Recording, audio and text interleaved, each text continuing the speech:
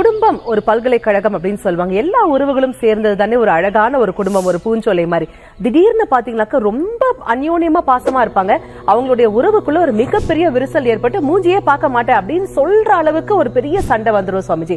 இதற்கு கால் பெருவிரல் ரேகை ஒரு காரணியாக இருக்குமா? இதற்கு தீர்வும் என்ன? எப்பவுமே பேசிக்கா ஒரு வீட்டில் வரக்கூடியது, ஸ்டார்ட் ஆகக்கூடியது ஜென்ரேஷன்ல நான் பார்த்த அளவில் ஒரு ஒரு ஒரு கடுகளவு சொத்து பிரச்சனையில் ஆரம்பிக்கும். சொத்து, அதாவது அண்ணன் தம்பி பிரச்சனையாக இருக்கலாம், அக்கா தங்கி பிரச்சனையாக இருக்கலாம், அப்பா சித்தப்பா பிரச்சனைகளாக இருக்கலாம், தாத்தா பாட்டி பிரச்சனை. இந்த ஜென்மத்தில் வரக்கூடிய பாவங்களில் எடுத்துக்கிட்டோம்னா 3 தலைக்கட்டு வரைக்கும் நல்லா இருக்கும். 4வது தலைக்கட்டு அந்த குடும்பமே வம்சமே அழிஞ்சு போனதெல்லாம் நிறையா உண்டு.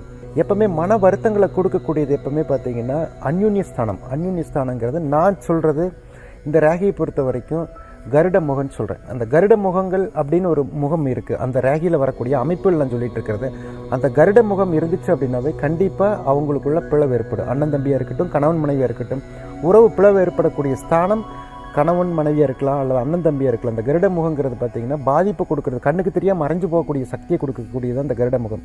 அதனால் அது தாக்கத்திலிருந்து நம்ம வெளியில் வரக்கு என்ன வழி, அதுக்கு என்ன பரிகாரங்கள்? பேசிக்காகவே எல்லாரும் குலதெய்வத்தை விட்டுற வேண்டாம். எப்பவுமே குலதெய்வத்தை ஸ்ட்ராங் பண்ணுங்க. சில பேர்லாம் பார்த்தீங்கன்னா தூத்துக்குடியில் குலதெய்வமாக இருக்குது, மெட்ராஸில் வாழ்ந்துட்டு இருப்பாங்க. மாதம் போக முடியலன்னா கூட குலதெய்வத்தை படத்தை வீட்டில் வச்சு டெய்லியும் அதுக்கு பிரார்த்தனை பண்ணிகிட்டே வாங்க. இந்த கருட முகம் தான் அவங்கள பாதிப்பை கொடுக்கக்கூடியது. அந்த பாதிப்புலேருந்து வெளியில் வரக்கு என்ன வழிங்கிறத பார்த்து நாம் அதுக்கு தகுந்த மாதிரி அனலைஸ் பண்ணி தீர்வு எடுத்தோம்னா அண்ணன் தம்பியாக இருக்கட்டும், கணவன் மனைவியாக இருக்கட்டும், அப்பா மகனாக இருக்கட்டும், பிரச்சனையிலேருந்து தீர்வுக்கு இது பெரிய ஒரு வழிவகுத்து கொடுக்க முடியும்.